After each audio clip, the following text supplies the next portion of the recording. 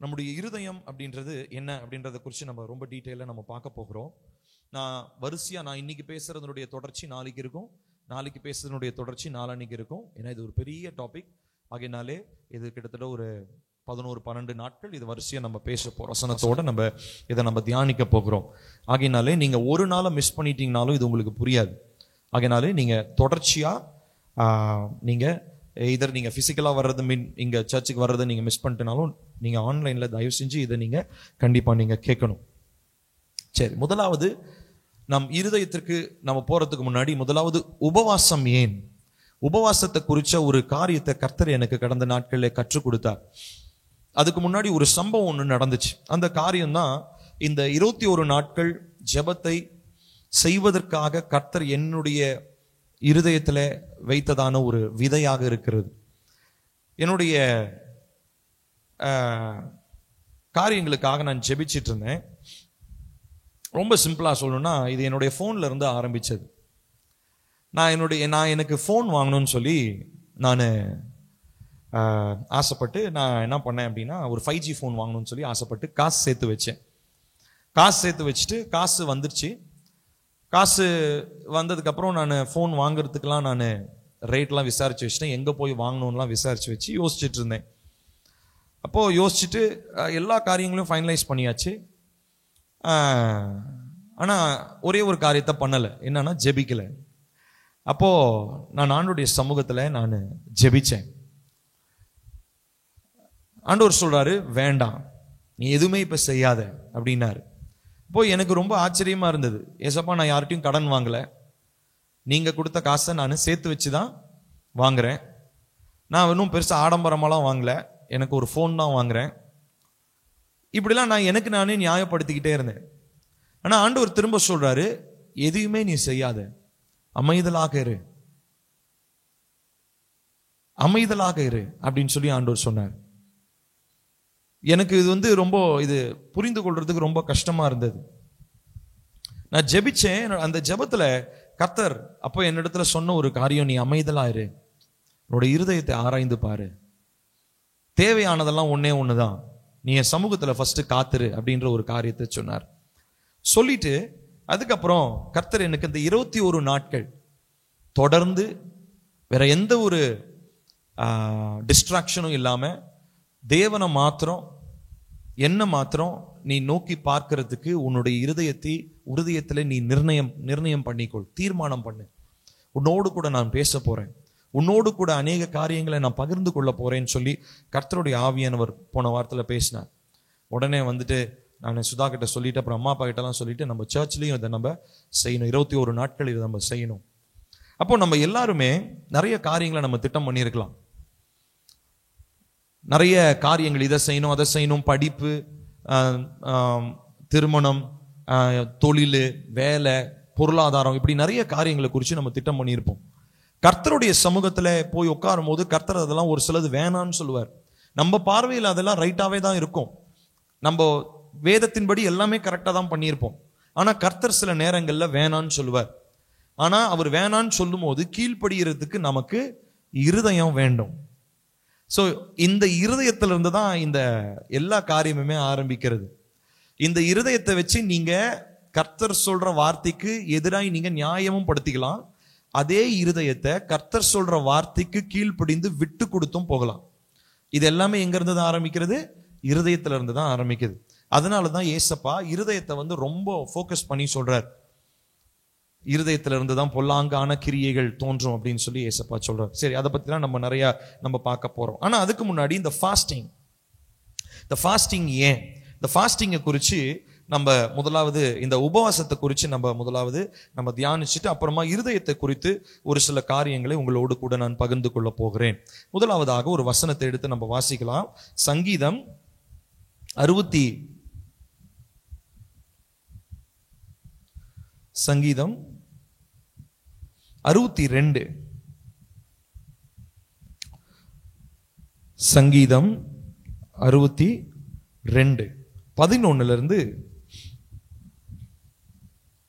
12 வரைக்கும் வாசிக்கலாமா?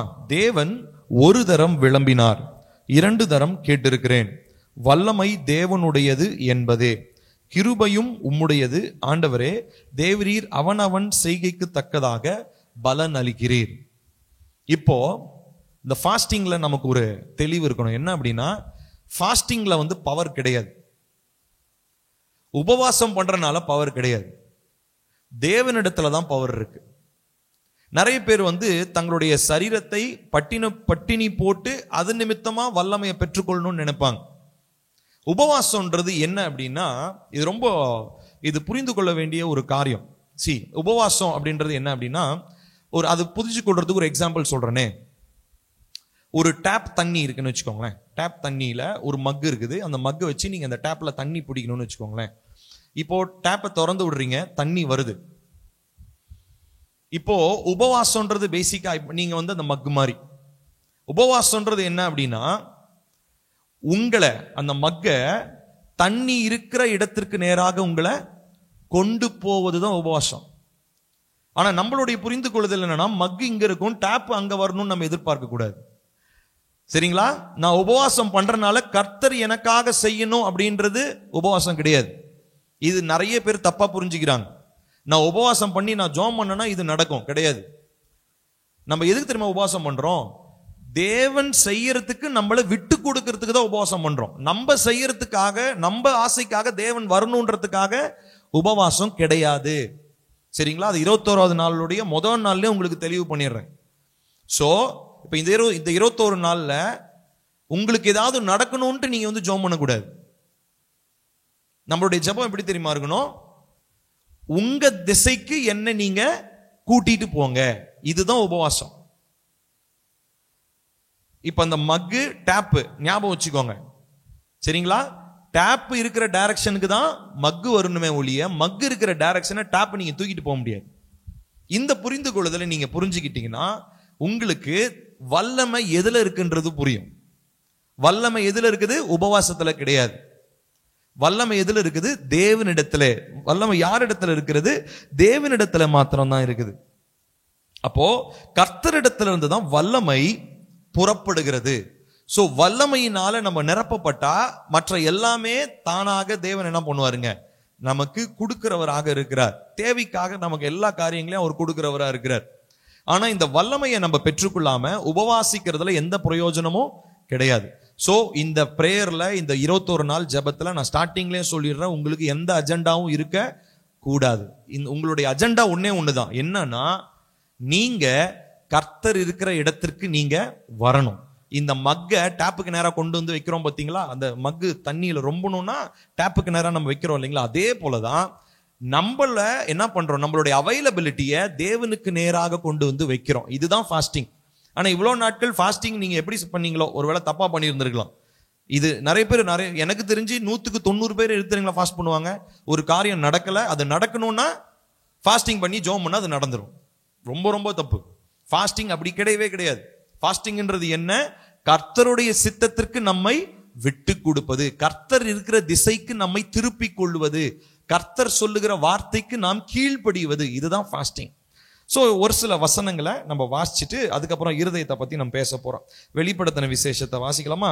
வெளிப்படுத்தின விசேஷம் 19வது அதிகாரம் 1வது வசனம் பாருங்க. இங்க தேவனுடைய வல்லமையை பற்றி இங்க ஒரு வார்த்தையை நம்ம வாசிக்கிறோம். இவைகளுக்கு பின்பு, வெளிப்படுத்தின விசேஷம் 19:1, இவைகளுக்கு பின்பு பரலோகத்தில் திரளான ஜனக்கூட்டம் இடுகிற ஆரவாரத்தை கேட்டேன். அவர்கள் அல்லேலூயா, இரட்சண்யமும் மகிமையும் கனமும் வல்லமையும் நம்முடைய தேவனாகிய கர்த்தருக்கே உரியது, அவருடைய நியாய தீர்ப்புகள் சத்தியமும் நித்தியமுமானவைகள். அப்படியே 6வது வசனத்துக்கு வாங்க. அப்பொழுது திரளான ஜனங்கள் இடும் ஆரவாரம் போலவும் பெருவெள்ளம் இரைச்சல் போலவும் பலத்த இடி முழக்கம் போலவும் ஒரு சத்தம் உண்டாகி, அல்லேலூயா, சர்வ வல்லமையுள்ள தேவனாகிய கர்த்தர் ராஜ்யபாரம் பண்ணுகிறார். இப்ப நம்ம வாசிக்கிற எல்லா வசனங்களுமே கர்த்தருடைய வல்லமையை, கர்த்தருடைய அதிகாரத்தை நமக்கு காண்பிக்கிறதா இருக்கிறது. சோ இப்ப இந்த 21 days நம்மளுடைய மைண்ட் செட் எப்படி இருக்கணும்னா, நானு கர்த்தருடைய வல்லமைக்கு என்னை விட்டு கொடுக்கும்படியாக நான் வந்திருக்கிறேன், கர்த்தருடைய ஆளுகைக்கு என்னை விட்டு கொடுக்கும்படியாக வந்திருக்கிறேன், கர்த்தர் என்னுடைய குடும்பத்திலே ராஜ்யபாரம் பண்ணணும், கர்த்தர் என்னுடைய சபையில ராஜ்யபாரம் பண்ணணும், கர்த்தர் என்னுடைய வீட்டிலே ராஜ்யபாரம் பண்ணணும், இதற்காக தான் நான் வந்திருக்கிறேன் அப்படின்னு சொல்லி நம்மளுடைய ஒரு மைண்ட் செட், நம்மளுடைய மனநிலையை இந்த 21 நாட்கள் நாம் இவ்விதமாக நாம் அமைத்துக் கொள்ள வேண்டும். மத்தேயு 6வது அதிகாரம் 13வது வசனத்தை நம்ம வாசிப்போம். மத்தேயு 6வது அதிகாரம் 13வது வசனம். அங்க தேவனுடைய இது கர்த்தருடைய ஜெபம். கடைசியை முடிக்கும் போது அந்த ஜெபத்துல நம்ம எப்படி முடிக்கிறோம்? எங்களை சோதனைக்குட்பட பண்ணாமல் தீமையை ரட்சித்துக் கொள்ளும் ராஜ்யமும் வல்லமையும் மகிமையும் என்றென்றைக்கும் உம்முடையவைகளே. கர்த்தருடையவைகள். ராஜ்யம், வல்லமை, மகிமை என்றென்றும் உம்முடையவைகளே என்று சொல்லி நம்ம வாசிக்கிறோம். அடுத்ததாக சங்கீதம் 22:28. நான் இதெல்லாமே தேவனுடைய வல்லமையை குறித்து ஒரு சில வசனங்களை நான் எடுத்து வச்சிருக்கிறேன். ஆகையினால் இந்த வசனங்களை நம்ம வாசிக்கும் போது நமக்கு ஒரு புரிந்து கொள்ளுதல் வரும். 28வது வசனம் பாருங்க. 22:28. ராஜ்யம் கர்த்தருடையது, அவர் ஜாதிகளை ஆளுகிறவர். ராஜ்யம் கர்த்தருடையது, அவர் ஜாதிகளை ஆளுகிறவர். சோ இந்த மனநிலை ரொம்ப முக்கியம். இந்த 21 நாட்கள் இந்த மைண்ட் செட் இல்லாம ஜோம் பண்ணோம்னா எந்த பிரயோஜனமே கிடையாது. பட்டினி கிடந்து நம்ம ஒல்லி வேணா ஆயிருப்போம். ஃபாஸ்டிங் இருந்து உடம்பு வெயிட் வேணா குறைஞ்சிருக்கும். ஸ்பிரிச்சுவலா உங்களுக்கு எதுவுமே நடந்திருக்காது. ஸோ உங்களுக்கு ஆவிக்குரிய ரீதியா ஒரு மாற்றம் உண்டாகணும்னு சொல்லி சொன்னா, முதலாவது நம்ம எப்படிப்பட்ட ஒரு தேவனை ஆராதிக்கிறோம், நம்ம எப்படிப்பட்ட வல்லமையுடைய கர்த்தரை ஆராதிக்கிறோன்றதை நம்ம புரிந்து கொள்ளணும். கர்த்தருடைய வல்லமை எப்படிப்பட்டது, கர்த்தருடைய அதிகாரம் எப்படிப்பட்டது, கர்த்தருடைய ராஜ்யபாரம் எப்படிப்பட்டது, கர்த்தருடைய மகிமை எப்படிப்பட்டது, அதை நம்ம புரிஞ்சுக்கிட்டாதான் அவருக்கு விட்டு கொடுக்கிறதான மனநிலை நம்மிடத்துல உருவாகும். நான் சொல்றது புரியுதுங்களா? சோ இந்த ஒரு தாட்டை நீங்க மைண்ட்ல வச்சுக்கோங்க. இப்போ நம்ம இருதயத்தை பத்தி பார்க்க போகிறோம். இருதயத்தினுடைய காரியங்களை குறித்து கர்த்தர் நம்மோடு கூட இந்த நாளிலே பேச போகிறார். சரி, ஒரு வசனத்தை நம்ம வாசிக்கலாம். லூக்கா 11வது அதிகாரம் 24 26 வரைக்கும். லூக்கா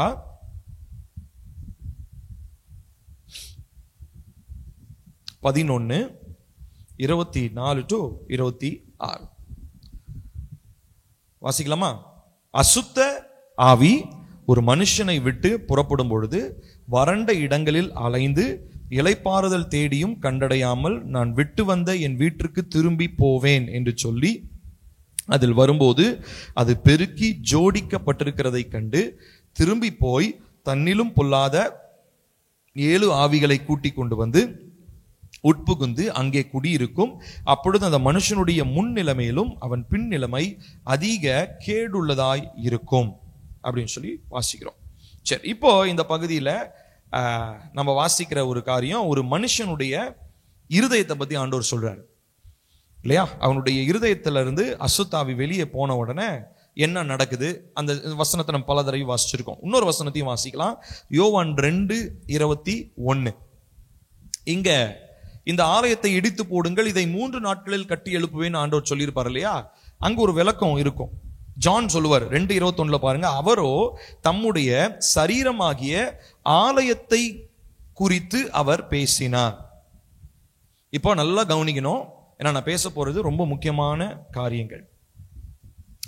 நம்மளுடைய சரீரத்திற்கும் பழைய ஏற்பாட்டில் இருக்கிறதான தேவாலயத்திற்கும் ஒற்றுமைகள் இருக்கிறது. ஃபர்ஸ்ட் அதை நம்ம புரிஞ்சுக்கணும். நம்முடைய சரீரத்திற்கும் பழைய ஏற்பாட்டில் இருக்கிறதான தேவாலயம், சாலமோன் கட்டினார் இல்லையா, அந்த தேவாலயத்துக்கும் ஒற்றுமைகள் இருக்கிறது. அதை நம்ம பார்க்க போகிறோம். அதை புரிஞ்சுக்கிறதுக்கு இன்னொரு வசனத்தை பவுல் நமக்கு சொல்றாரு. இந்த மாதிரி செய்யலாமா, அதாவது ஆலயத்தையும் சரீரத்தையும் ஒப்பிட முடியுமா அப்படின்றதுக்கு பவுல் ஒரு எக்ஸ்பிளனேஷன் கொடுக்கிறார். 1 கொரிந்தியர் 9வது அதிகாரம் 9-10 வசனங்கள். 1 கொரிந்தியர் 9வது அதிகாரம் 9-10 வசனங்கள் வாசிக்கலாமா? போர் அடிக்கிற 1 கொரிந்தியர் 9:9-10. போர் அடிக்கிற மாட்டை வாய் கட்டாயாக என்று மோசேயின் பிரமாணத்திலே எழுதியிருக்கிறது. தேவன் மாடுகளுக்காகவே கவலையாயிருக்கிறாரோ, நமக்காகத்தான் இதை சொல்லுகிறாரோ? உழுகிறவன் நம்பிக்கையோட உழவும், போரடிக்கிறவன் தான் நம்புகிறதில் பங்கடைவேன் என்கிற நம்பிக்கையோடு போரடிக்கவும் வேண்டியதே. ஆகையால் அது நமக்காகவே எழுதியிருக்கிறது.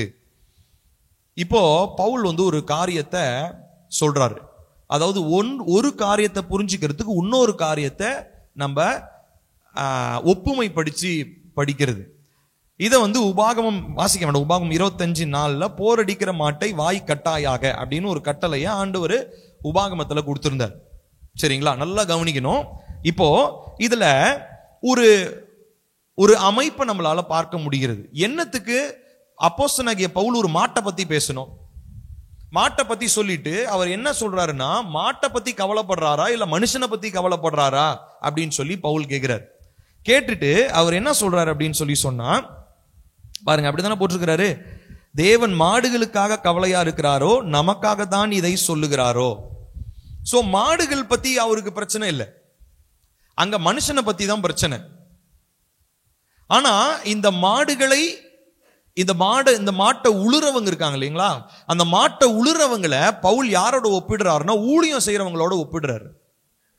நான் சொல்றது புரியுதா? மாட்டை உழுறாங்க இல்லையா, ஏர் பூட்டி உழுறவங்கள யாரோட பவுல் ஒப்பிடுறாருன்னா ஊழியம் செய்யறவங்க, தேவனுடைய ஊழியக்காரர்களுக்கு ஒப்பிட்டு பேசுறார்.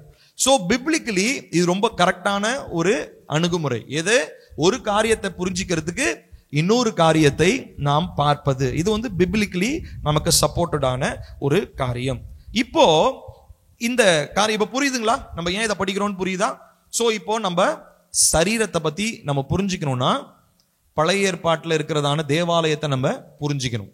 தேவாலயம் கட்டப்படுறதுக்கு முன்னாடி ஆதியிலே இஸ்ரவேலர்கள் கூட தேவன் தங்கினார் இல்லைங்களா? அப்போ எப்படி அவர் தங்கினாரு? ஆசரிப்பு கூடாரத்துல தங்கினார். கரெக்டுங்களா? ஆசரிப்பு கூடாரத்துல தங்கினார். அப்போ இந்த வார்த்தைகள், அதாவது இந்த நியூ டெஸ்டமெண்ட்ல இந்த வார்த்தைகள், இப்ப உதாரணத்துக்கு நான் சொன்ன மாதிரி மாடு, அதாவது மாடுன்னு சொல்றோம் இல்லைங்களா, இப்ப இந்த மாடுன்ற வார்த்தையெல்லாம் நீங்க ஓல்ட் டெஸ்டமெண்ட்ல எங்க படிச்சாலும் அதை நீங்க யாரோட இப்ப ஒப்பிட்டு படிக்கணும் தெரியுமா? தேவ ஊழியர்களோடு. நான் சொல்றது புரியுதா? இப்போ ஆலயம் அப்படின்னு நீங்க ஓல்ட் டெஸ்டமெண்ட்ல படிக்கிறீங்க இல்லைங்களா, அந்த ஆலயம் எல்லாத்தையும் நீங்க எதோட ஒப்பிட்டு பார்க்கணும்? உங்களுடைய சரீரத்தோட ஒப்பிட்டு பார்க்கணும். இது பேரு புரோட்டோடைப்னு சொல்லுவாங்க. புரோட்டோடைப்னா என்ன அர்த்தம்னா, ஒரு காரியத்தை புரிஞ்சுக்கிறதுக்கு கர்த்தர் பழைய ஏற்பாட்டுல வேற ஒரு காரியத்தை உருவாக்கி வச்சிருந்தார்.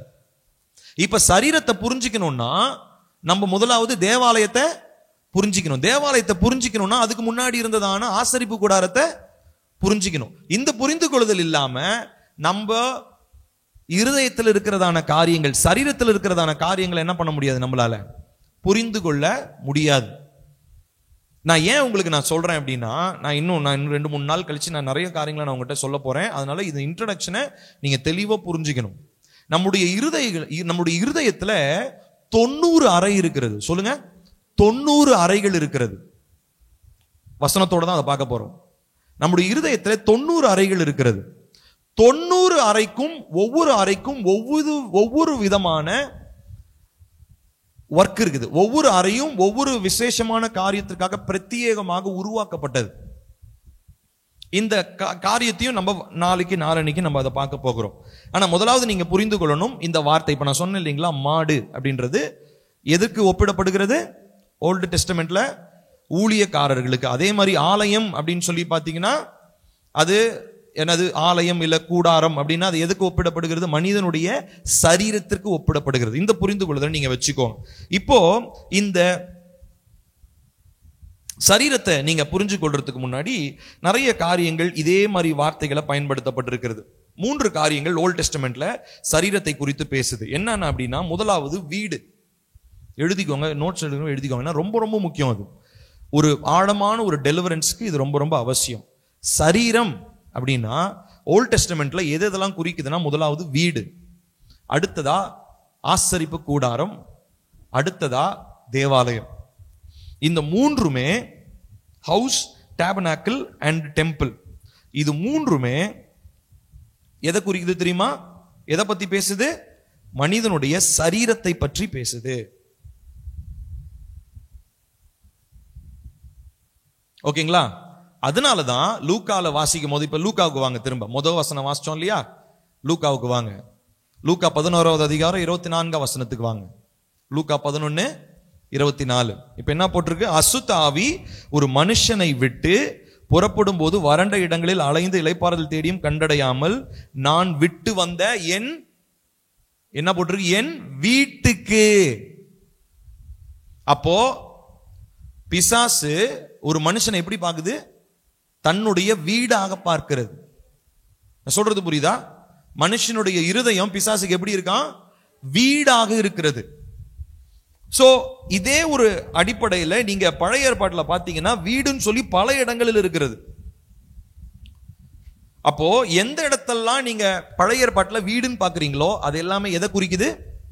மனுஷனுடைய இருதயத்தை அது குறிக்கிறது. லேவியராகமம் 14வது அதிகாரம் 33 to 35 வசனங்கள் பாருங்க. பின்னும் கர்த்தர் மோசேயும் ஆரோனையும் நோக்கி, நீங்க எடுத்து வாசிக்க வேணாம், மார்க் பண்ணிக்கோங்க. லேவியராகமம் 14:33 to 35. பின்னும் கர்த்தர் மோசேயும் ஆரோனையும் நோக்கி, நான் உங்களுக்கு காணியாட்சியாக கொடுக்கும் கானான் தேசத்திலே நீங்கள் போய் சேர்ந்த பின்பு உங்கள் காணியாட்சியான தேசத்தில் ஒரு வீட்டிலே குஷ்ட தோஷத்தை நான் வர பண்ணினால் அந்த வீட்டிற்கு உடையவன் வந்து வீட்டிலே தோஷம் வந்திருக்கிறதாக தோன்றுகிறது என்று ஆசாரியனுக்கு அறிவிக்க கடவன். இப்போ வீடை பத்தி சொல்றாங்க. வீட்டுல நிறைய ரூல்ஸ் எல்லாம் சொன்னார் ஆண்டவர். அதுல என்ன, அந்த வீட்டுல வந்து குஷ்டம் பிடிச்ச மாதிரி அந்த செவுத்துல அப்படியே அந்த வரும் பாத்தீங்களா, அந்த அந்த ஓதம் காக்குற மாதிரி அந்த மாதிரிலாம் வரும் இல்லைங்களா? அந்த மாதிரி வந்தா நீங்க என்ன பண்ணணும்ன்ற ரூல் எல்லாம் சொல்றாரு. இப்போ இந்த இடத்துல நம்ம புரிந்து கொள்ள வேண்டிய ஒரு காரியம் என்ன அப்படின்னா, இந்த வீட்டுல, அதாவது இந்த சுவற்றிலே காணப்படுகிறதான தோஷம், இதுக்கு ஒரு ட்ரீட்மெண்ட் ஆண்டவர் என்ன பண்றாரு? ஆசாரியர்கள் மூலமா கற்றுக் கொடுத்தார். அதே மாதிரி இந்த சரீரத்துல தேவையில்லாத தீமைகள் வரும் பொழுது, இந்த சரீரமாகி இந்த வீட்டிற்குள்ள தேவையில்லாத தீமைகள் வரும் பொழுது அதை ட்ரீட் பண்றதுக்கு ஆண்டவர் என்ன பண்றாரு? இருதயத்தை ட்ரீட் பண்றதுக்கு ஒரு சில ட்ரீட்மெண்ட் ஆண்டவர் என்ன பண்ணிருக்கிறாரு? நமக்கு வச்சிருக்கிறாரு. சரிங்களா? 2 கொரிந்தியர் 7வது அதிகாரம் 1வது வசனம். நான் இது வரைக்கும் சொன்னது புரிஞ்சதுங்களா? இந்த அமைப்பை நீங்க புரிஞ்சுக்கணும். 2 கொரிந்தியர் 7:1 பாருங்க. இப்படிப்பட்ட வாக்குத்தத்தங்கள் நமக்கு உண்டாயிருக்கிறபடியினால் பிரியமானவர்களே, மாம்சத்திலும் ஆவியிலும் உண்டான எல்லா அசுசியும் நீங்க நம்மை சுத்திகரித்து கொண்டு பரிசுத்தமாகுதலை தேவ பயத்தோட பூரணப்படுத்த கடவோம். பால் 2 விஷயத்த சொல்றார். எதுல நீங்க சுத்தமாகணுமா? மாம்சத்திலும் ஆவியிலும் உண்டான எல்லா அசுசியும் நீங்க, அசுத்தங்கள் நீங்க. சோ மாம்சத்தில் இருக்கிறதான அசுத்தத்தையும் கர்த்தர் என்ன பண்றாரு தெரியுமா? சுத்தப்படுத்தணும்னு விரும்புறார். வெறும் இருதயம் மாத்திரம் இல்ல, மாம்சத்தினுடைய அழுக்கையும் நீக்கணும்னு நினைக்கிறாரு, ஆவியினுடைய அழுக்கையும் கர்த்தர் நீக்கணும்னு நினைக்கிறாரு. So he cannot bear with the uncleanness that is found in a person's heart. கர்த்தராலே நடத்தப்படுகிற தேவ பிள்ளை என்று சொல்லப்படுகிற ஒரு மனுஷியினுடைய இருதயத்தில் இருக்கிறதான அசுத்தத்தை கர்த்தரால பொறுத்து கொள்ள முடியாது. ஆனாலும் கர்த்தர் நம்மளை எல்லாம் இப்போ கிருபையா தான் என்ன பண்ணியிருக்கிறாருங்க? நடத்திட்டு வந்திருக்கிறார். ஏன்னா நம்மளுடைய இருதயத்துல எத்தனையோ நேரங்கள், எத்தனையோ தடவை அசுத்தங்கள் என்ன இருக்குதுங்க?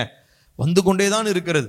ஆனாலும் கர்த்தர் அதன்படி நம்மளை நியாயம் தீர்த்திருந்தாருன்னா என்னைக்கோ நம்ம செத்து போயிருப்போம், என்னைக்கோ மடிஞ்சு போயிருப்போம். ஆனா கர்த்தர் கிருபையா இந்த மனிதனுடைய ஆவியினுடைய மாம்சத்தினுடைய அசுத்தங்கள் நீங்க கர்த்தர் இந்த நாட்களிலே கிரியை செய்து கொண்டிருக்கிறார். இந்த 21 நாட்கள் நம்ம ஸ்பெஷலா இருதயத்தினுடைய சுத்திகரிப்புக்காக நம்ம ஜெபம் பண்றோம்னு சொல்லியிருக்கோம். ஸோ ஆகையினால இதை மாத்திரம் தான் உங்களுடைய சிந்தையில நீங்க, அதனால தான் சொன்ன 21 நாட்கள் வேலை எதுவுமே வச்சுக்காதீங்க. அவுட்டிங் போறது, வெளியே போறது, ஊருக்கு போறது எதுவுமே வேண்டாம். ஃபோக்கஸ்டா 21 நாட்கள் கர்த்தாவே எனக்கு இதை குறித்து நீங்க என்ன கற்றுத்தர போறீங்க அப்படின்றத மாத்திரம் நம்ம இன்னைக்கு நம்ம பேச போகிறோம். சரிங்களா? அப்போ இந்த காரியங்களை நாம் ஆராய்ந்து பார்க்க வேண்டும். என்னுடைய மாம்சத்திலும் ஆவியிலும் இருக்கிறதான காரியங்கள், மறைந்திருக்கிற அசுத்தங்கள் என்ன? ஏன்னு சொல்லி சொன்னா, வீடுன்னு சொல்லப்பட்டது எல்லாமே எதை தான் குறிக்கிறது? மனுஷனுடைய இருதயத்தை குறிக்கிறது. ஆகையினாலே அந்த வீட்டிலே, சோ ஓல்ட் டெஸ்டமெண்ட்ல வீடுன்னு எங்க வந்தாலும் அதை நீங்க அப்படியே எதுக்கு அப்ளை பண்ணலாம்? மனுஷனுடைய இருதயத்துக்கு அப்ளை பண்ணி ஓல்டு டெஸ்டமெண்ட்ல இருக்கிறதான மறைந்திருக்கிறதான காரியங்களை என்ன பண்ண முடியும்? உங்களால பார்க்க முடியும். இது நான் கண்டுபிடிச்ச ஒரு காரியம் இல்ல, ஒரு தேவ மனுஷன். அவர் ஒரு நல்ல ஒரு தேவ மனுஷன். ரொம்ப நாட்களாக அவருடைய செய்திகளை நான் கேட்டுக்கொண்டிருந்தேன். அவரிடத்துல நான் கேட்ட காரியங்கள் தான் இன்னைக்கு நான் உங்களுக்கு கற்றுக் கொடுக்கிறேன். இது ஏதோ கர்த்தர் எனக்கு வெளிப்படுத்தின காரியம் இல்ல, ஆனா அவருடைய செய்தியை கேட்கும் போது கர்த்தர் ஏன் இருதயத்தை சுத்தம் பண்ணினதுனாலே நான் உங்களுக்கு கற்றுக் கொடுக்கிறேன். ஆகையினாலே இதை நீங்க நல்ல தெளிவாக கவனிங்க. நீதிமொழிகள் 25:2 விதமாய் சொல்லுகிறது, காரியத்தை மறைப்பது தேவனுக்கு மேன்மை, காரியத்தை ஆராய்வதோ ராஜாக்களுக்கு மேன்மை. அப்போ நம்ம காரியங்களை ஆராய்ந்து பார்க்கும்படி கர்த்தர் நமக்கு அந்த ராஜாவினுடைய ஒரு அபிஷேகத்தை தரணும். ஹல்லேலூயா. நம்முடைய இருதயத்துல மறைஞ்சிருக்கிற காரியங்களை ஆராய்ந்து பார்க்கிறதுக்கு கர்த்தர் நமக்கு உதவி செய்யணும். சோ முதலாவது வீடுன்னு சொன்னேன். ரெண்டாவதா கூடாரம், டேபர்னாக்கிள், கூடாரம் ரெண்டாவதா. இதுக்கு ஒரு வசனம் வாசிக்கலாமா?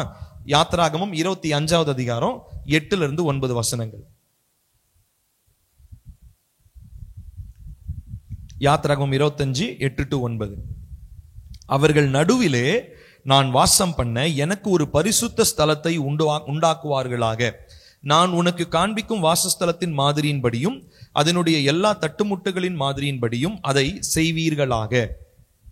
ஆண்டவர் ஏன் ரொம்ப பர்டிகுலரா, ரொம்ப பிரத்யேகமா ஆசரிப்பு கூடாரத்தை ரொம்ப கரெக்டா பின் பாயிண்ட் பண்ணி சொல்றாரு அப்படின்னு சொல்லி சொன்னா, ஏன்னா அதுல அவர் என்ன பண்ண போறாரு, அதிலே அவர் வாசம் பண்ண போகிறார், அதிலே அவர் தங்க போகிறார். சோ அதனாலே பரிசுத்தம் உள்ள தேவன் பரிசுத்தம் இல்லாத ஒரு இடத்துல என்ன பண்ண முடியாது, அவரால் தங்க முடியாது. ஆனாலும் இப்போ பரிசுத்த ஆவியானவர் உங்க இருதயத்துக்குள்ள, என் இருதயத்துக்குள்ள தங்குறாருன்னா நம்ம என்ன பரிசுத்தமா இருக்கிறோன்றனாலயா? இயேசு கிறிஸ்துனுடைய கிருபையினாலதான் இருக்கிறாரு. அதனாலதான் நம்ம அழிக்கப்படாம இருக்கிறோம்.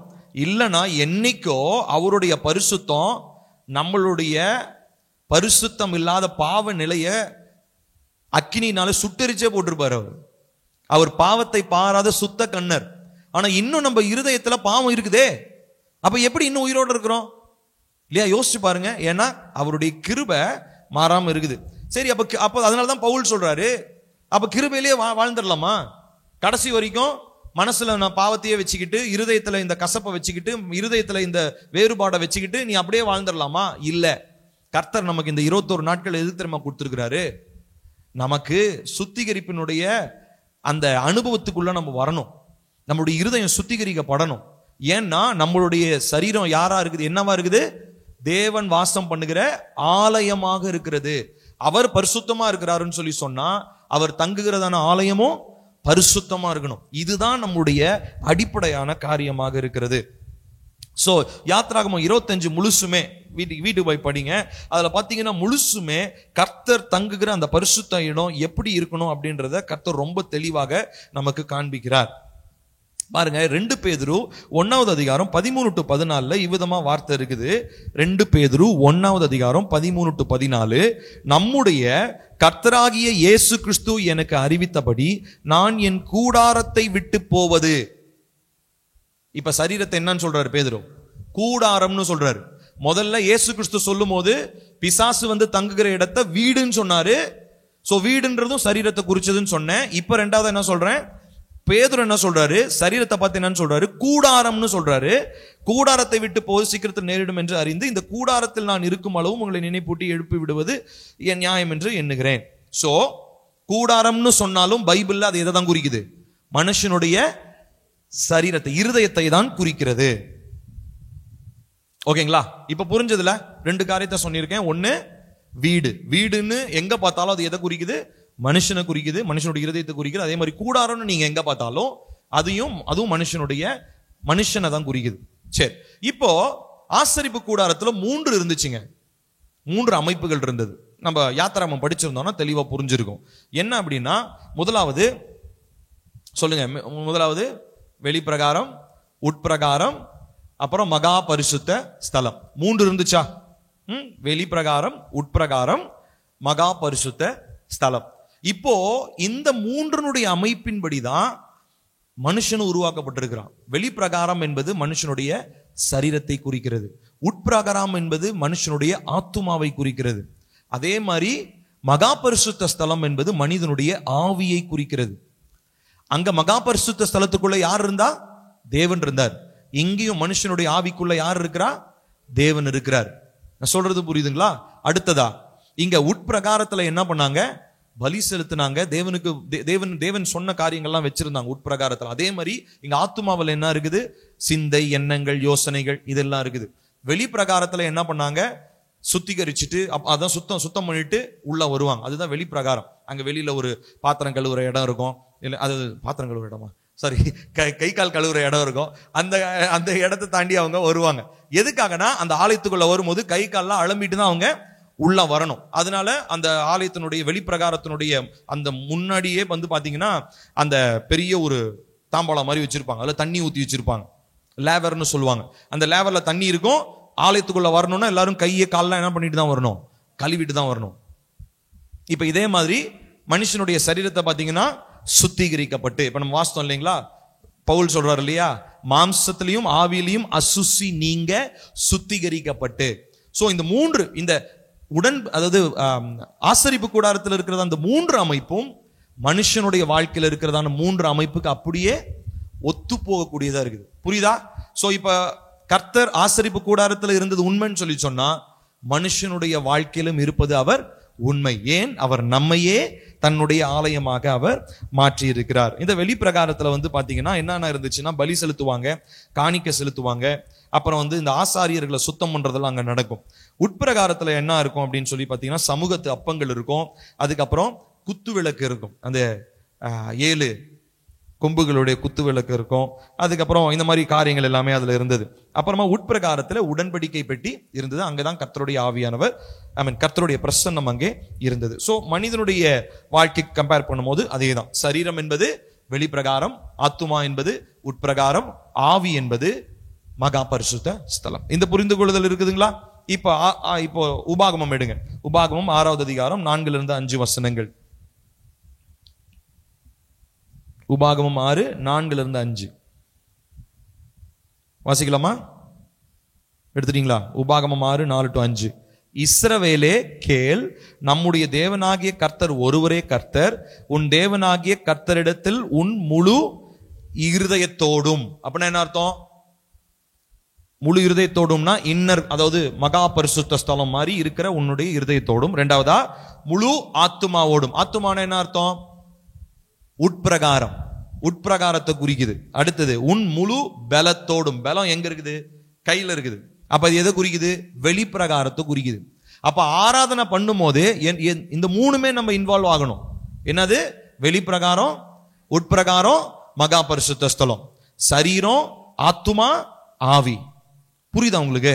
சோ இந்த ஒரு ஒப்புமையில தான் ஆராதனை செய்யப்படுகிறது. அன்னைக்கு தேவாலயத்துல அந்த ஆராதனை அப்படி இருந்துச்சு, ஆசரிப்பு கூடாரத்துல ஆராதனை அப்படி இருந்துச்சு.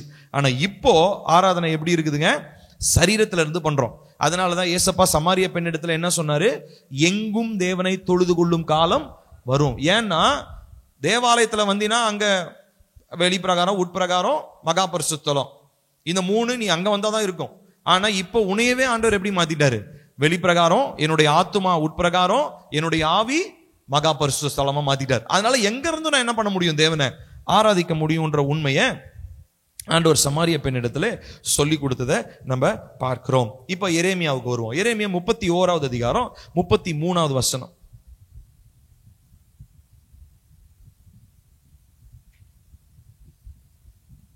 எரேமியா 31:33 வாசிக்கலாமா? அந்நாட்களுக்கு பிற்பாடு நான் இஸ்ரவேல் குடும்பத்தோட பண்ண போகிற உடன்படிக்கையாவது, நான் என் நியாய பிரமாணத்தை அவர்கள் உள்ளத்திலே வைத்து அதை அவர்கள் இருதயத்திலே எழுதி, நான் அவர்கள் தேவனாய் இருப்பேன், அவர்கள் என் ஜனமாய் இருப்பார்கள் என்று கர்த்தர் சொல்லுகிறார். பாருங்க, என் நியாய பிரமாணத்தை அவங்க, இது வந்து தீர்க்க தரிசனமா எரேமியா காலத்திலே சொல்லிட்டாரு.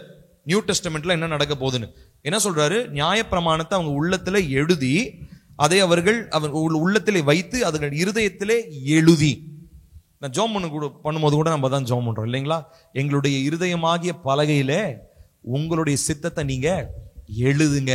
நியூ கவர்னன்ட், புதிய உடன்படிக்கையில இதுதான் வந்து அடிப்படையானது.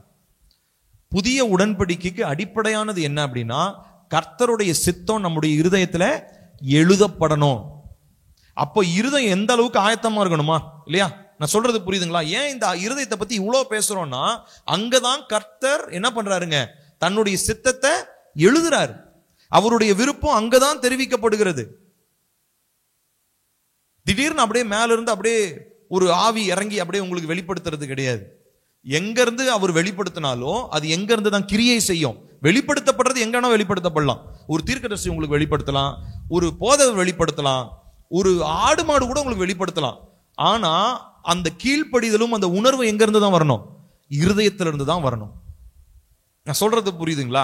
அந்த ராஜா இருக்கிறார், யாரு, சாரி, அந்த தீர்க்கதரிசி, பீலையாம் தீர்க்கதரிசி இல்லையா, அவரிடத்துல எது பேசுச்சு, வெளிப்படுத்தினது என்னது, கழுத வெளிப்படுத்துச்சு. ஆனா அவர் இருதயத்துல ஒரு தீர்மானம் பண்ணதுனாலதான் அங்க போய் இஸ்ரவேலை ஆசீர்வதிச்சார். நான் சொல்றது புரியுதுங்களா? சோ ரெவலேஷன் எங்க இருந்து வேணா வரும்.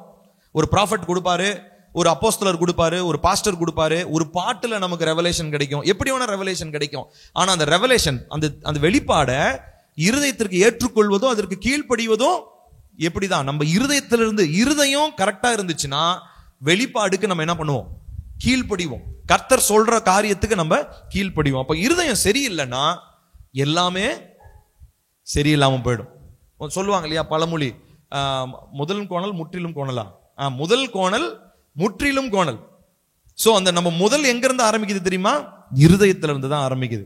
இந்த மகா பரிசுத்த ஸ்தலமாகிய இந்த இருதயம்.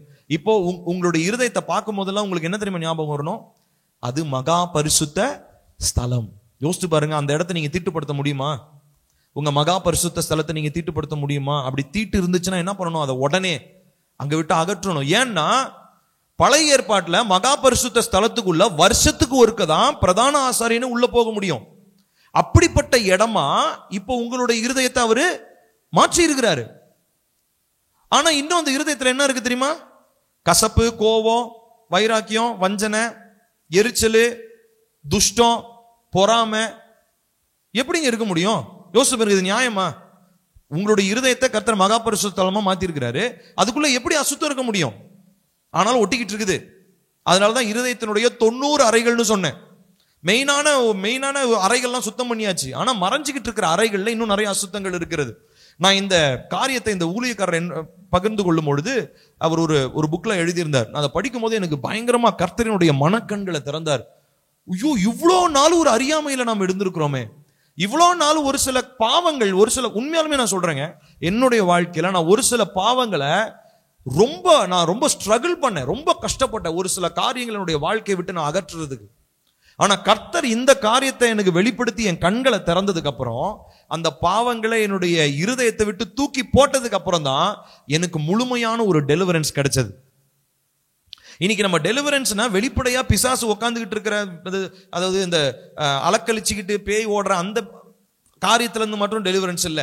இன்னைக்கு தேவ பிள்ளைகளுக்கு, கிறிஸ்தவங்களுக்கு தான் என்ன தேவை தெரியுமா, டெலிவரன்ஸ் தேவை. ஏன்னா வெளியில இருக்கிற எல்லா பையும் ஓடிடுச்சு, ஆனா மனதின் அறைகளுக்குள்ள நிறைய பேய் என்ன ஆயிட்டு இருக்கு தெரியுமா, இன்னும் உட்கார்ந்துகிட்டு இருக்குது. நிறைய அசுத்தங்கள் இன்னும் உட்கார்ந்துகிட்டு இருக்குது. அந்த அசுத்தங்கள் சுத்தம் பண்ணணும்னா முதலாவது நம்மளுடைய மைண்ட் செட் என்னவா மாறணும்னா, என்னுடைய இருதயம் கர்த்தருடைய மகா பரிசுத்த ஸ்தலம். கர்த்தருடைய மகா பரிசுத்த ஸ்தலத்துல உடன்படிக்கை பெட்டி இருந்தது போல இப்ப என்னுடைய இருதயத்துல தேவனுடைய ஆவி இருக்கிறது.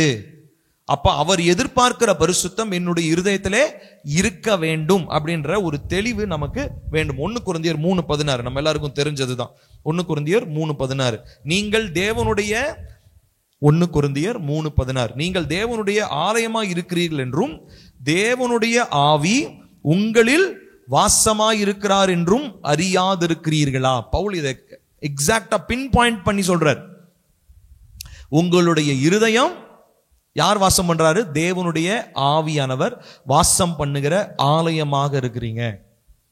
இது ஒரு பெருமையா நினைச்சுக்கிறோம். பெருமையா நினைச்சுக்கிறது நல்லதுதான். ஆனா எவ்வளவு ஜாக்கிரதையா இருக்கணும் தெரியுமா? நான் கர்த்தருடைய ஆலயமா இருக்கிறேன்னு நான் பெருமையா காலர் தூக்கி விட்டுக்கிறதுக்காக கிடையாது. நான் எங்க போனாலும் நான் கர்த்தரை நோக்கி கூப்பிடுறேன்ற பெருமை பீத்திக்கிறதுக்காக கிடையாது. இது எதுக்கு தெரியுமா? நம்ம ஆராய்ந்து பார்க்கணும். அவருக்கு பிரியமில்லாத அசுத்தம் இந்த மகா பரிசுத்த ஸ்தலத்துக்குள்ள இருக்குது. உடன்படிக்கை பெட்டி இருக்க வேண்டிய அந்த இடத்துல இப்ப அசுத்தங்கள் இருக்கிறது. அவருடைய பரிசுத்த ஆவியானவருடைய அந்த நிறைவு இருக்க வேண்டிய இடங்கள்ல, அந்த அறைகளிலே இன்னும் ஓட்ட ஒடசலும் அசிங்கங்களும் அசுத்தங்களும் அந்த இருதயத்தின் ஆழங்களிலே மறைந்து இருக்கிறது. கர்த்தர் இதை இந்த நாட்களிலே நமக்கு வெளிப்படுத்தி கொண்டிருக்கிறார். சரி, இப்ப 2 காரியத்தை பார்த்தோம். முதலாவது வீடு பார்த்தோமா, 2வது கூடாரம் பார்த்தோம். இப்ப இந்த கூடாரத்தினுடைய அடுத்த படி தான் என்னது தெரியுங்களா? தேவாலயம். சோ தேவாலயத்தை யார் கட்டணும்னு ஆசைப்பட்டா? தாவீது கட்டணும்னு ஆசைப்பட்டார். ஆனா தாவீது கிட்ட ஆண்டவர் என்ன சொன்னார் தெரியுமா? நீ ரொம்ப ரத்தம் சிந்திட்டப்பா, ரொம்ப சண்டை கிண்டெல்லாம் போட்டுட்ட, அதனால நீ ஆலயெல்லாம் கட்டாத. உன் மகனாகிய சாலமோனுக்கு என்ன பண்றான், அந்த டாஸ்கை நான் கொடுத்துருக்கிறேன், அவன் தான் ஆலயத்தை கட்டுவான் அப்படின்றார். அதே மாதிரி அவனுக்கு அந்த பொறுப்பை கர்த்தர் கொடுக்கிறார். பொறுப்பை கொடுத்துட்டு அவனுக்கு என்ன பண்றாரு அப்படின்னு சொல்லி சொன்னா, அவனுக்கு அந்த காரியங்கள்லாம் அவனுக்கு கொடுக்குறாரு, எப்படி எப்படிலாம் கட்டணும் அப்படின்ற மாதிரி. ஸோ அது கொடுத்துட்டு அவனுக்கு பெரிய ஆலோசனை எல்லாம் கொடுக்குறாரு. அப்போ கர்த்தர் இரவு வேளையில அவனுக்கு தரிசனமானப்போ அவன் என்ன கேட்கிறான், உனக்கு என்ன வேணும்னு கர்த்தர் கேட்டப்போ அவன் என்ன கேட்டான், எனக்கு ஞானத்தை தாங்க. இப்போ கர்த்தருடைய ஞானம், அப்கோர்ஸ் அவன் ஞானத்தினாலே ரொம்ப நியாயமா அவன் ஜனங்களை நியாயம் தீர்த்தான், எல்லாம் இருக்குது. ஆனா அவன் ஞானத்தினால் அவன் செய்த பெரிய ஒரு சாதனை என்ன தெரியுமா, அவன் அந்த தேவாலயத்தை கட்டினது. ஏன்னா அந்த தேவாலயத்தை அவன் கட்டுறதுக்கு ஒரு ஸ்பெஷல் ஞானம் இல்லாம அந்த தேவாலயத்தை கட்ட முடியாது. ஏன்னா அது ஒரு காலத்துல அந்த தேவாலயம் எதை வெளிப்படுத்த போது தெரியுமா, மனுஷனுடைய இருதயத்தை அது வெளிப்படுத்த போகுது. நான் சொல்றது புரியுதுங்களா? அதாவதுங்க 2000-4000 வருஷத்துக்கு முன்னாடி இருந்த சாலமோன் ஒரு டெம்பிள் கட்டுறாரு, கோவில் கட்டுறாரு, கர்த்தர் வாசம் பண்ண ஒரு கோவில் கட்டுறாரு. ஆனா அதே அமைப்புல தான் மனுஷனுடைய இருதயம் இருக்க போகுதுன்றது சாலமோனுக்கு தெரியாது. ஆனா அவருடைய ஞான, கர்த்தர் அவருக்கு கொடுத்த ஞானத்தினாலே, கர்த்தர் கொடுத்த மாதிரியின்படி என்ன பண்றாரு, அவரு அந்த தேவாலயத்தை அவரு கட்டினார். இப்ப அந்த அடிப்படையில தான் நம்மளுடைய இருதயத்தை நம்ம என்ன பண்ண போறோம், நம்ம ஆராய்ந்து நம்ம பார்க்க போகிறோம். நான் சொல்றது புரியுதுங்களா? இப்போ இந்த தேவாலயத்துல ஆண்டவராகிய இயேசு கிறிஸ்து நுழைந்தாரா? நுழையும் போது அங்க இருக்கிறவங்க என்ன பண்ணிட்டு இருந்தானுங்க, என்ன பண்ணிட்டு இருந்தாங்க, காசு விற்கிறவர்கள், புறா விற்கிறவர்களா இருந்தாங்களா? என்ன பண்றாரு ஏசப்பா, அடிச்சு துரத்துறாரு அவங்கள. யோவான் எடுத்து வாசிக்க வேணாம், 2:19, இயேசுவுக்கு பிரதியுத்தரமாக இந்த ஆலயத்தை இடித்து போடுங்கள், 3 நாளைக்குள்ளே நான் இதை எழுப்புவேன் அப்படின்னு சொல்லி சொல்றாரு கோவத்துல. ஒன்னு அவனுக்கு கேட்கிறானுங்க, யோ எங்க ராஜாவாகிய சாலமோன் எவ்வளவு கஷ்டப்பட்டு எவ்வளவு நாட்களா இந்த ஆலயத்தை கட்டினார், நீ என்ன சொல்ற இதை இடித்து போடுங்கள் 3 நாளைக்குள்ள கட்டுவேன்றியே அப்படின்னு சொல்லி. ஆனா ஜீசஸ் எதை பத்தி சொன்னாரு, எந்த ஆலயத்தை பத்தி சொன்னாரு, தன்னுடைய சரீரமாகிய ஆலயத்தை பத்தி அவரு சொன்னாரு. 21-22 பாருங்க, யோவான் 2:21-22. அவரோ தன்னுடைய சரீரமாகிய ஆலயத்தை குறித்து பேசினார். அவர் இப்படி சொன்னதை அவர் மரித்தோரிலிருந்து எழுந்த பின்பு அவருடைய சீஷர்கள் நினைவு கூர்ந்து வேத வாக்கியத்தையும் இயேசு சொன்ன வசனத்தையும் விசுவாசித்தார்கள். சோ முதல்ல சொன்னேன், வீடுன்னு எங்கெங்கெல்லாம் பார்த்தாலும் அது எதை குறிக்குது, மனுஷனை குறிக்குது. ரெண்டாவதா கூடாரம், ஆசரிப்பு கூடாரம் எங்க பார்த்தாலும் அதுவும் எதை தான் குறிக்குது, மனுஷனை தான் குறிக்குது. இப்ப மூணாவதா ஆலயம்னு நீங்க எங்க பார்த்தாலும் அது எதை தான் குறிக்குது, மனுஷனை தான் அது குறிக்கிறது. சரிங்களா? அப்போ இந்த காரியத்தை நாம் புரிந்து கொள்ள வேண்டும். சோ இப்ப 3 காரியங்களை பார்த்திருக்கோம், வீடு, கூடாரம், ஆலயம், தேவாலயம். இந்த 3மே மனுஷனை குறிக்கிறதாக இருக்கிறது. சோ காலம் நிறைவேறும் பொழுது ஆண்டவராகிய இயேசு கிறிஸ்து கன்னி மரியாளுடைய வயிற்றிலே பிறந்து வளர்ந்து ஊழியம் செஞ்சு சுவிசேஷத்தை சொல்லி பரலோகத்துக்கு எடுத்துக்கொள்ளப்பட்டு பரிசுத்த ஆவியானவரை அனுப்பினார். இப்ப பரிசுத்த ஆவியானவர் எங்க வந்தாங்கிறாரு, டைரக்டா உங்க மேல வந்தாரா, உங்க மேல வந்து அப்படியே உட்கார்ந்தாரா புறா மாதிரி? ஜீசஸுக்கு உட்கார்ந்த மாதிரி நமக்கெல்லாம் வந்து புறா மாதிரியா உட்கார்ந்தாரு? இல்ல, அதெல்லாம் வந்து அவங்கெல்லாம் நம்பணுன்றதுக்காக புறா மாதிரி வந்து உட்கார்ந்தார். நம்ம எல்லாருக்கும் ஆவியானவரை பெற்றுக்கொள்ளும் போது புறா மாதிரிலாம் அவர் வரல. நம்மளோட டைரக்டா எங்க போயிட்டார் தெரியுமா, நம்முடைய ஆவிக்குள்ள அவர் போயிட்டார். அதனாலதான் சொன்னேன், இந்த பக்கம் நம்ம மனுஷனுடைய 3ஐயும், இந்த பக்கம் ஆலயத்தினுடைய 3ஐயும் நீங்க புரிந்து கொள்ளணும். ஆவி என்பது மகா பரிசுத்த ஸ்தலம், ஆத்துமான்றது உட்பிரகாரம், சரீரம்ன்றது வெளிப்பிரகாரம். புரியுதா? அதனாலதான் ஆலயத்தையும் மனுஷனையும் ஒப்பிட்டு பார்க்கணும் அப்படின்னு சொல்லி சொன்னேன். சோ டைரக்டா இப்ப பரிசுத்த ஆவியானவர் எங்க வந்துட்டாரு, உட்பிரகாரம், எங்க இருதயத்திற்குள்ள அவரு வந்துட்டாரு. சோ கர்த்தர் இந்த காரியங்களை பத்தி எல்லாம் சொல்லும் பொழுது என்ன சொல்றாரு அப்படின்னு சொல்லி சொன்னா, பாருங்களேன், தேவனுடைய லூக்கா 17வது அதிகாரம் 20-21 ஆண்டவராகிய இயேசு கிறிஸ்து ஒரு வார்த்தை சொல்றார்.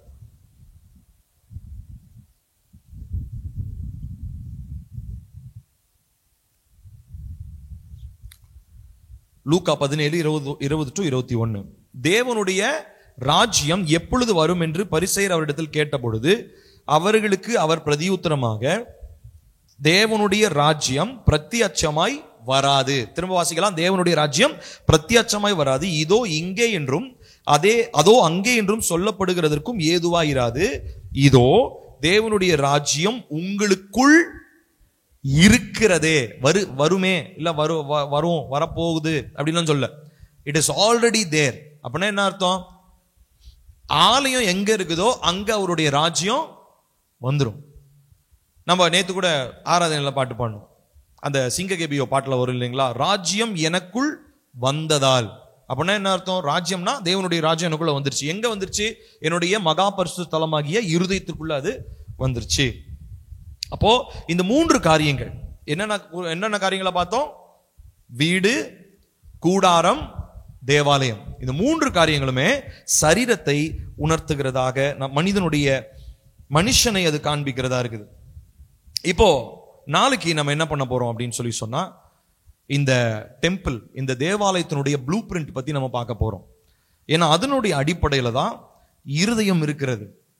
அந்த தேவாலயத்துல தான் நம்ம சொன்ன இல்லைங்களா, இருதயத்துல 90 அறைன்னு. ஏன்னா தேவாலயத்துல 90 அறைகள் இருக்கிறது.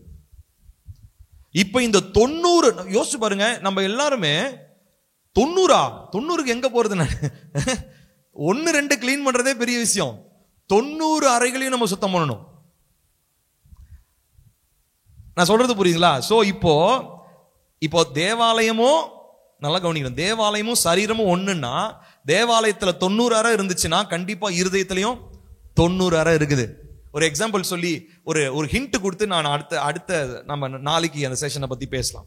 அது என்ன தெரியுங்களா? இப்போ உதாரணத்திற்கு நான் எனக்கு ஒவ்வொருத்தருக்கும் 90 அறை இருக்கு, சரிங்களா? இப்ப இந்த 90 அறைக்கு ஒவ்வொரு அறைக்கும் ஒரு பேர் இருக்கு. எனக்கு மெயினான ஒரு 3 அறை பத்தி சொல்றேன். எனக்கு முதலாவது கணவன் என்கிற ஒரு அறை இருக்கிறது. நான் ஒருத்தன் தான், பில்லின்ற ஒருத்தர் தான். ஆனா பில்லிக்கு சுதாவை பொறுத்த வரைக்கும் கணவன் என்கிற அறை. எங்க அம்மா அப்பா கிட்ட போகும்போது மகன் என்கிறதான அறை. நான் உங்க முன்னாடி நிற்கும் போது பாஸ்டர், ஊழியக்காரன் அப்படின்ற ஒரு அறை. அப்புறம் நீங்க வேலைக்கு போகும்போது இப்படி நீங்க ஒவ்வொரு இடத்துக்கும் போனீங்கன்னா ஒவ்வொரு இடத்துலயும் ஒவ்வொரு அறை ஓபன் ஆகும். ஏன்னா இப்போ நிறைய பேரு, இப்போ நானும் நல்லா கவனிக்கணும், நானும் என் ஒய்ஃபும் கரெக்டா இருப்போம், அப்பனா கணவன் அறை கரெக்டா இருக்குன்னு அர்த்தம். ஆனா எங்க அம்மா அப்பா கிட்ட மட்டும் எனக்கும் எங்க அம்மா அப்பாவுக்கும் பிரச்சனை வந்துச்சுன்னா அந்த இன்னொரு அறையில எனக்கு பிரச்சனை இருக்கு. நான் சொல்றது புரியுதா? இப்போ எங்க வீட்டுல எல்லாம் கரெக்டா இருக்கிறேன், ஆனா சர்ச்சுக்கு வந்தா யாரையும் நான் பேச மாட்டேன்றேன், பகச்சிக்கிறேன், முறைக்கிறேன், உங்களை திட்டுறேன் அப்படின்னு வச்சுக்கோங்களேன். அப்போ பாஸ்டர் அப்படின்ற அந்த அறையில ஏதோ அசுத்தம் மறைஞ்சிருக்குது. இப்ப எல்லாம் ஓகே, நான் வெளியில தொழிலுக்கு போறேன், ஒரு நபர், நான் வேலைக்கு போற மனிதனா இருக்கிறேன் அப்படின்னா எல்லா இடத்துலயும் ஓகேங்க. ஆனா இந்த ஒரு இடத்துல மாத்திரம், ஒரு வேலைக்கு போகும்போது மட்டும் எனக்கு என்ன ஆயிடுது? டென்ஷன் ஆகுது, கோபம் வருது. அப்படின்னா என்ன அர்த்தம்? அந்த அறையில நீங்க வேலை செய்யற ஒரு முதலாளியா இருக்கலாம், நீங்க ஒரு என்ஜினியரா இருக்கலாம், யாரா வேணா இருக்கலாம், அந்த அறையில உங்களுக்கு என்ன இருக்குது? ஒரு காரியம் மறைந்து இருக்கிறது. இப்ப நான் சொல்றது புரியுதுங்களா? இப்போ நாளைக்கு நம்ம என்ன பண்ண போறோம் அப்படின்னு சொல்லி சொன்னா, இந்த ப்ளூ பிரிண்ட் பத்தி நம்ம படிக்க போறோம். இந்த தேவாலயத்துக்கு ஆண்டவர் ஒரு ப்ளூ பிரிண்ட் என்னதுங்க? ஒரு கட்டடம் கட்டுறதுக்கு முன்னாடி வரைபடம் போடுவாங்க இல்லைங்களா? அது போட்டு என்ன பண்ணுவாங்க? இந்த கட்டடம் இப்படிலாம் இருக்கணும் அப்படின்னு சொல்லி. அதனால நான் உங்களுக்கு ஒரு ஹோம்வொர்க் தரேன். நீங்க நாளைக்கு வர்றதுக்கு முன்னாடி எசேக்கியேல்ல 42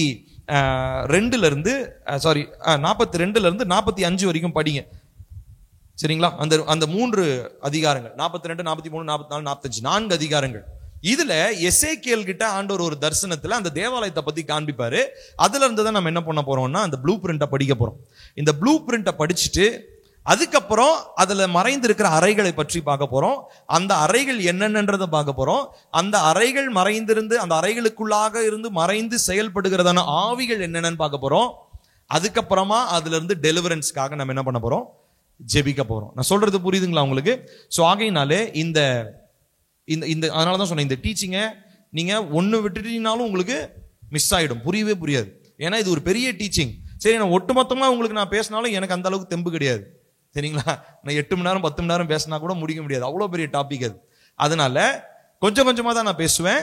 அதனால ஒண்ணு நீங்க மிஸ் பண்ணாலும் நீங்க தயவு செஞ்சு இதை மிஸ் பண்ணாம நீங்க ஆன்லைன்ல இருக்கிற அந்த வீடியோனாச்சும் நீங்க கேட்டு நீங்க கண்டிப்பா நம்ம ஜெபிக்க போகிறோம், சரிங்களா?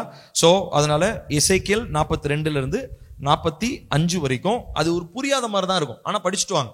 அந்த அறை இருக்குது, இந்த அறை இருக்குது, 4 அங்குலம் இருக்குது, 10 முழம் இருந்துச்சு, 10 அங்குலம் இருந்தது.